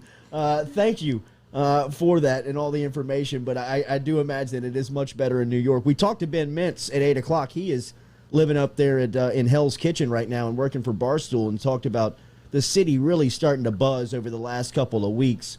I got to imagine you coming back into the city after a short time away, you feel that. Oh, it's so much nicer here. It feels like the city is totally alive. I mean, I visited from Los Angeles once back in April, And New York was still, kind of with all the restrictions around and everything, it still felt alive even then. Like the masks are, kind of half here and there, but that's kind of it. Everything else is back to normal. It's great. And by the way, Lloyd, I'm happy to report that you were incorrect because they do still have COVID restrictions on those planes, but they were slinging those liquor bottles. So. You got to keep the people happy, dude. Wait, I saw an article that, I don't know what airline you were on, but I think it was American Airline has disbanded drinking. So I wasn't all the way wrong, but I'm glad you got your booze, boy. Oh, screw those guys. Fly JetBlue. Big swinger here. I thought you were going to call Lloyd out on the Derek Stingley thing, that you didn't like him on offense, for sure. That's right. That's Nate's wheelhouse, dude. Nathan, that too. Yeah, thank you. Nathan has spoken. There you heard it first. Derek Stingley Jr., only a defensive player. LSU insider. Quentin Tarantino is hinting this week that he is done with filmmaking. Do you believe that? He is someone who talks a lot whenever he's promoting pretty much every single movie. He'll say that he's working on a new movie with Jamie Foxx, a new one with Robert De Niro, a movie that's going to be set in space. And it's always something new. Projects live and die every now and then. But this is actually something that he's been talking about for about 3 years. Something that's a big deal to him is how are you going to be remembered? Like, if you listen to any interview with him, he's the most charmingly self-obsessed filmmaker that's ever existed. He loves his legacy. And what he loves to talk about is that he's going to stop at 10 movies because what he hates more than anything is a great director whose last movie is a piece of shit. I actually don't know if you can curse on this show. You can. Oh, you can. But there you go. There you go. So yeah, that's what he said, that he feels like, regardless of what anyone else thinks about Once Upon a Time in Hollywood, he considers that his best movie. So he feels like it might actually be better to not make that 10th movie and just stop when he thinks he's ahead. Again, I don't know what everyone thinks about that movie, but at least to him, he thinks that could be the place to hang his cap. So, and it could happen. That would be very interesting. And, I don't know. It'd be weird to just kind of be like, he's done making movies, but I feel like it's kind of respectable to at least end on a high note. Mm-hmm. Then to kind of just keep going, and feeling like, and even for him to do that, I think that was the second highest grossing movie that he made. So it's definitely a respect for his own craft. It's obvious what he thinks of his reputation. For somebody that's inside the business, what is Quentin Tarantino's reputation here in 2021? I know what his historical legacy is and his filmmaking projects that he has been a part of, but where is he present day? I think most people have an utmost respect for him because he's got a lot of integrity on the side of creative control, but he's also not a snob whenever it comes to the movies that he makes. Like a lot of times, I mean, I'm sure everyone listening loves Quentin Tarantino movies, has a few favorites. But his movies are never condescending. They're never overly serious. Even whenever he's making dramas, westerns, there's incredible comedy throughout all of the movies. I think regardless of what he wants to do, and again, anytime you read any interview of his or listen to him talk, he's got a huge respect for the audience having a great time. And he's got a very unique voice, but that's like the thing he puts at the forefront. And I think especially, with Hollywood, it kind of ebbs and flows in terms of the respect that it seems movies have for the audience. Sometimes, we get waves of these movies that are very boring, these movies that are very preachy, but he really tries to be in the system, but has a voice that he defines as respecting the audience having a good time. I think he's kept that over 2 decades, and I think that's why people like him. Would you say that's the hardest job to do as a director or writer is to make a serious movie that's actually peppered with genuine laughs? I would think so. I don't know how and even in the last 3 years, he's kind of come out to talk a little bit more collaborative, talk about that he really focuses on hiring the best cinematographers, the best editors, because a lot of the stuff that he does that's funny is he'll have a really, really terrifying thing in Inglourious Bastards, whenever they're about to beat the one German soldier to death, and then they all look up at one of the the Inglourious Bastards, and then they're all about to kill him, and then it just freeze frames and this happy music plays, and it shows his title overhead. It gets a huge laugh every single time.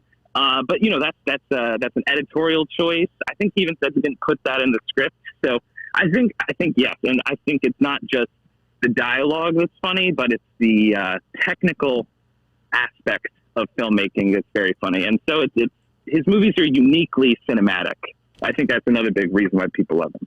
I've got Reservoir Dogs and Pulp Fiction as my two favorites. I loved Once Upon a Time in Hollywood. What is yours? Where is your pecking order? I remember it was weird. You just talked about the scene where Brad Pitt took off his shirt. Yes. I was surprised that that's the only thing you talked about when you saw it. Have you seen Fight Club? I mean, good God. For me, definitely Pulp Fiction, but I think Inglourious Bastards, every now and then, those are the two that are always fighting for it. I feel like that might even be up there with one of the more memorable of his. I was never a big fan of Kill Bill. I just never could. Me either. I can never really get into that. Is there anybody in Hollywood like him? Is there anybody that people point to as the next great director, or maybe not next great one, but next one that will stand out from the rest? I think that different genre that they focus on, but the filmmaker Ari Aster, who you would know him from writing and directing Midsommar and Hereditary. Okay. Oof. The first two movies he made, big on horror, and very, very, very scary movies. Yeah, those are tough. But if you watch them, every now and then, it has those same little blips of jumping to different genres for small moments. Like they focus on horror, and then all of a sudden you'll kind of get like 30 seconds of a funny moment, and then you're kind of thinking back after and you're like, what the hell was that? Was there were we all laughing in the middle of that thing after the person's head fell off? And I think he's about to come out with a drama with Joaquin Phoenix, which is people that have read the screenplay are saying they don't really know what to make of it. Like it could be good, it's going to be weird for sure. But I think that incredibly entertaining blending of genres, if he starts branching out and not doing just horror, he could have that same type of playing around with genres and entertaining audiences in many different ways. I think that could be someone that does that. Nate, I checked out Army of the Dead. I wasn't here last week, so I don't think y'all talked about it. But you mentioned it the week before, the Zack Snyder Army of the Dead. Have you seen it? Yeah. What did you think? Yeah, I mean, it was rough. I mean, it was like a lot. It was a lot. I mean, I like a zombie movie, but it was not what I expected. First of all, but that was a lot of gore and just really weird for a zombie movie. It was like a heist. I mean, it was very strange. I will say I used to think that like one of the most brutal, like gore, violent scenes where you have to look away is the scene in The Revenant, wherever the bear goes after Leonardo DiCaprio. Yes. But the tiger attack in that movie. Spoilers. I know. Spoilers. Oh, well, you don't know. You don't know what's happening. It's a zombie tiger. The zombie tiger's going to do something. I mean, it is it kills the lead. It's insane, yeah. Nathan, 5-minute critic. What's been, how has it been making the move across the country, and what's the content? What's up right now? Well, right now I'm working on a series of videos. We're actually working on an ad series for just a local liquor company here right now in the area. Nice. And we're also, something we could talk about more next week, we're also working on the videos for the Louisiana Sports Hall of Fame, actually. Wow. Oh, good boy, Ronnie. Way to find a stud. That's right. Go out and find the best. Do you become the New York Minute Critic now? Okay. The New York Minute Critic. That's an interesting title. I'll call you later, Lloyd. We can maybe I'll bring you on board. The details. Have your legal department reach out to our legal department and see if we can't make something work. Is Broadway open? September. Nice. Do they have anything set? Is it ready? Like, do they have some wheels in motion?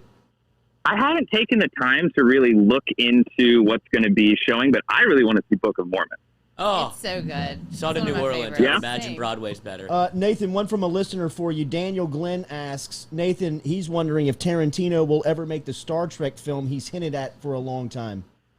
That's what I meant about the space movie. Like with him, it's weird. If you look up his IMDb, he's got like 15 movies in development. He said he wrote something. I honestly don't think that one's going to happen, but I would love for it to happen. Nathan, it's great to hear your voice here on this crisp New York morning as you sound very alive. 10 a.m. over there, dude. He's awake. Half the day's gone. Enjoy the weekend, buddy. We will talk to you next week. Sounds good. Have a good weekend. All right, Nate. Thank you. There he is, the 5-minute critic checking in from New York City or this the morning. New York Minute Critic. New York Minute Critic. All right. He seems to like New York more than California. Yes. That seems to be more his Maybe just scene. because he sounds better.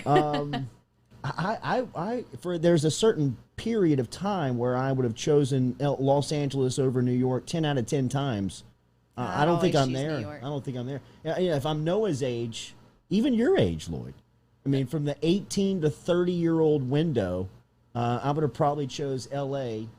10 out of 10 times. But now having just a little bit of, I guess, I don't know what it is. That's what I'm I don't wondering. know what it is. Seems like you would want Yes. the New York whenever you're young it's and much hungry, more and you my want to vibe. go out there I and like agree. I pound agree. the pavement and It like does not make make some any moves. sense. But now, like I'm a California kid through and through. Like Yeah. there's a time I've been to New York a couple of times, but I'm just the effort. What are we doing? I agree. I mean, everybody's there. What are we all running toward? It's so hot. We're walking everywhere. Good Lord. I understand. I get everything that you're saying, and it does not make any sense. I love It's just it, the though. allure of the city, and there's people shitting in the sidewalk. You're like, No, it welcome does- to New York, it does baby. stink. But you can It do stinks. anything, you can get anything. Like Yes. nothing is off limits there. So What does what that do you mean? New York, New LA? York all What the does way. that mean? You can All get the way. anything and do anything at any moment of any day. It's just the biggest at city in your the world, disposal bro. in New York. Oh, you said if you want. See, I can't. It's yeah, the biggest city in the okay. world. It's Yeah. entertainment. It's commerce. It's Just anything you want alive. it to be. It's just alive. You know? It's just, Yeah. just people No, everywhere. love it. experience in any of them?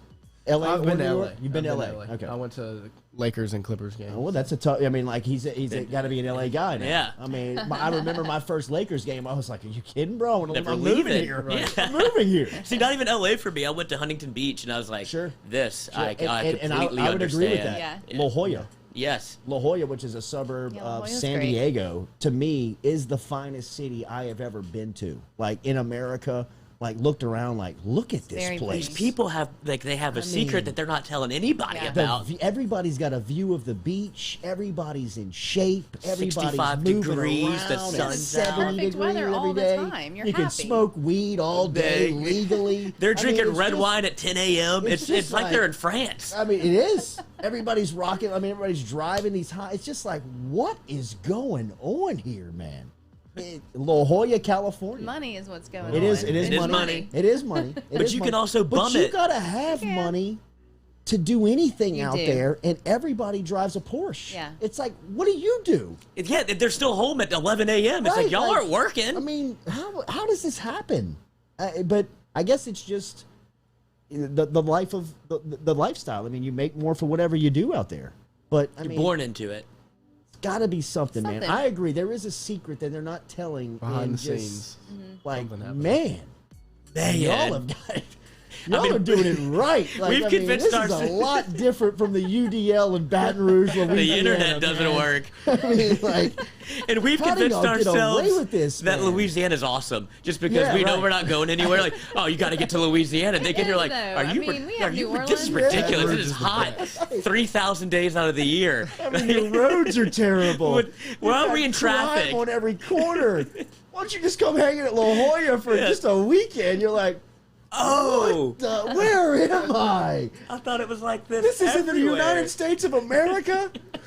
I mean, do you need my passport?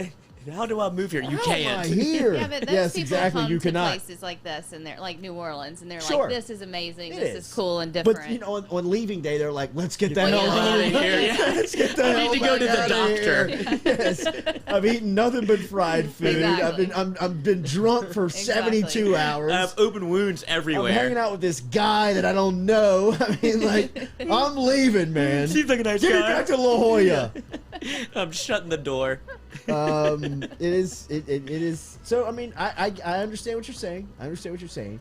But Los Angeles is so spread out. it is so spread You know out. what I mean? Like it takes me an hour and a half to get 10 miles down the road. Yeah. I guess Baton Rouge. that's the small town in you. You know, but I live in my own pocket of the small town. I mean, I hear that Baton Rouge has traffic, and I have experienced Baton Rouge traffic, but I avoid it at all cost. I mean, really, I live within 2 miles of my house. Yeah. I mean, there is nothing that I need outside of this circle, and if I do, I'm making sure I'm going on non-prime time hours. You know what I mean? Like I'm hitting the interstate at 10 a.m. Not 8 a.m.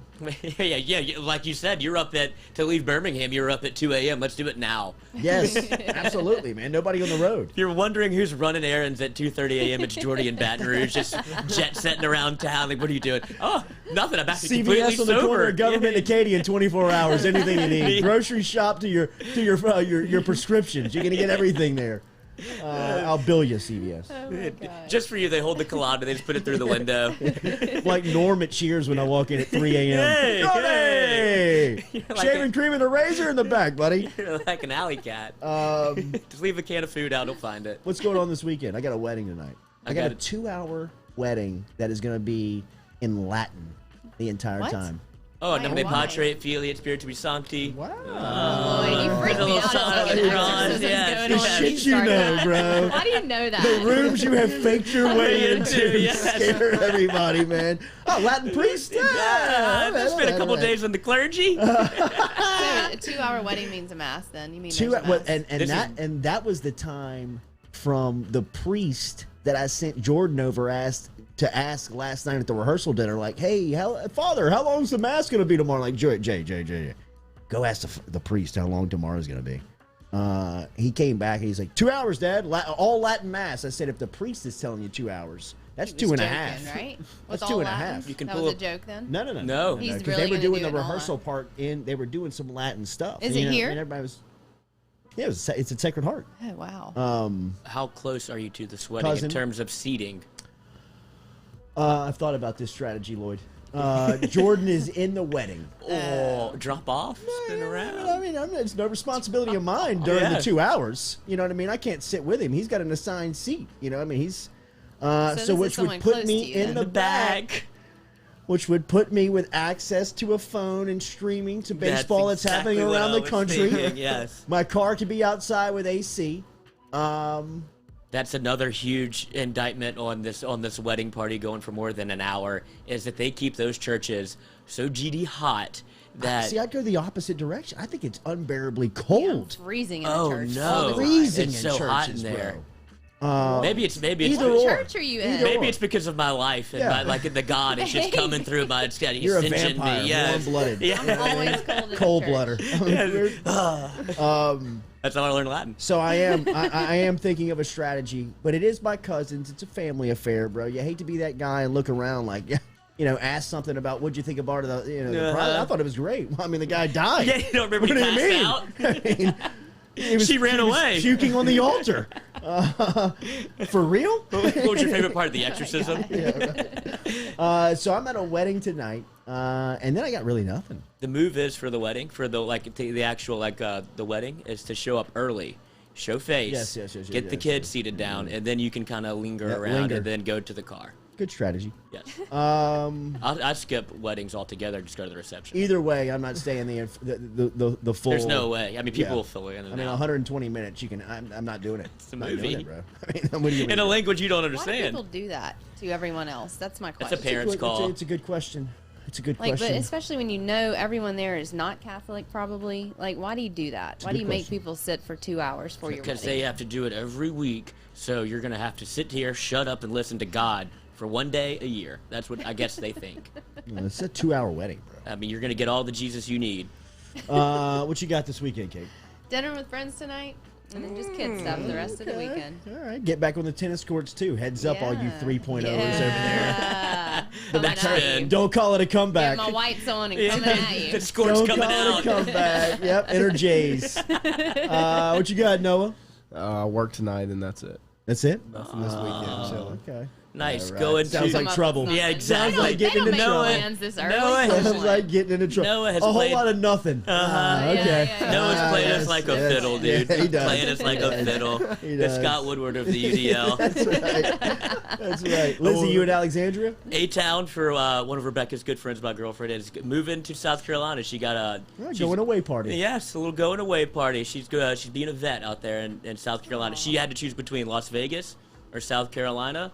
Toss up, I guess, two extremes, and she went South Carolina. So shows you a little about his personality. Yeah, we'll ship her off and maybe we get to go visit, play a little golf over there. Yeah, it's a good part of the golf. Yeah. Thanks for all the interaction Vegas this would week. have been more fun to visit. Sorry for the technical problems this morning. We will make sure to have those tightened up. I don't know if the Jake Johnson interview happened publicly. If it didn't, we will try. Let us know? We will try to reschedule that and bring that to you. He was fantastic. He talked a lot about recruiting, working out with Walker Howard, being down here in Baton Rouge last week and working out in front of Jake Peets and DJ Mangus and some of the conversations that they're having, and obviously Max Johnson and Big Bad Brad. Back by popular demand. So, yes, we do. He does. I mean, he's a hell of a marketer, bro. He's a hell of a marketer. Bro, that last trick shot he did, that thing was soaked in sweat. Yes, that was a 3 hour. The old spin ball took a second. That was a 3 hour. Yeah. All right, everybody, have a great, safe weekend. We're back with you Monday morning. Go Chevrolet, driving us home. Remember, support them online, GEAUXChevrolet.com.